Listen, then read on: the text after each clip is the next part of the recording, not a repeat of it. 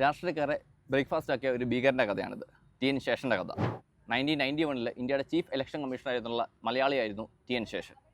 Election പ്രോസസ്സിൻ്റെ സുതാര്യത ഇത്രയധികം ചർച്ച ചെയ്യപ്പെടുന്ന ഈ കാലഘട്ടത്തിൽ ഉറപ്പായിട്ടും നമ്മൾ അറിഞ്ഞിരിക്കേണ്ട ഒരു കഥയാണിത്. ഇന്നത്തെ പോലെ തന്നെ ബീഹാറിൽ നിയമസഭാ ഇലക്ഷൻസ് നടക്കുന്നു. ബൂത്ത് ക്യാപ്ചറിങ്ങിനും കള്ള വോട്ടിനൊക്കെ വളരെ ഇൻഫേമസ് ആയിരുന്നു ബീഹാർ. ആ ഒരു ബീഹാറിൽ പാരാമിലിറ്ററിനെ ഇറക്കുകയും കുറേയധികം IAS ഓഫീസേഴ്സിനെ അവിടുത്തെ സ്ഥലം മാറ്റുകയും ചെയ്തു അദ്ദേഹം. ഇതെല്ലാം കണ്ടിട്ട് അവിടുത്തെ അന്നത്തെ CM ലാലു പ്രസാദ് യാദവ് ചോദിച്ചു, ഇയാൾ ഇലക്ഷനാണോ നടത്തുന്നത് അതോ കുംഭമേളയാണോ നടത്തുന്നതെന്ന്. അതുവരെ ഇന്ത്യക്കാർ കേൾവിയില്ലാത്ത ഒരു കാര്യമായിരുന്നു ഇലക്ഷൻ മാറ്റിവെക്കുക. 1991 പഞ്ചാബിൽ അതും സംഭവിച്ചു. അതിൽ പ്രതിഷേധിച്ച് അവിടുത്തെ അന്നത്തെ ഗവർണർ രാജിവെക്കുകയും ചെയ്തു. എന്നാൽ സംസ്ഥാനം കൊണ്ട് മാത്രമായിരുന്നില്ല ശേഷൻ്റെ പ്രതികരണം. 1993 ഇന്ത്യൻ ഗവൺമെൻറ്റിനെ തന്നെ അദ്ദേഹം സ്യൂ ചെയ്തു സുപ്രീം കോടതിയിൽ. തൻ്റെ അധികാരപരിധി വെട്ടിച്ചുരുക്കുന്നു എന്നുള്ളതായിരുന്നു കേസ്. 1995 ഫോട്ടോ ഉള്ള വോട്ടർ ID കാർഡ് ഇഷ്യൂ ചെയ്തിട്ടില്ലെങ്കിൽ ഇനി ഇന്ത്യയിൽ ഇലക്ഷനെ നടത്തുന്നില്ല എന്ന് അദ്ദേഹം തീരുമാനിച്ചു. ശേഷനെ പോലെ അത്തരം ശേഷിയുള്ള ഒരു ഇലക്ഷൻ കമ്മീഷൻ ഇന്നുണ്ടോ എന്നുള്ളത് സംശയമാണ്.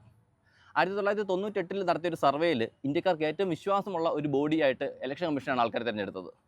ഇന്ന് അത്തരം ഒരു സർവേ നടത്തുവാണെങ്കിൽ ആരായിരിക്കും നിങ്ങൾ തിരഞ്ഞെടുക്കുന്നത്? പറയേണ്ടത് നിങ്ങളാണ്. Thank you.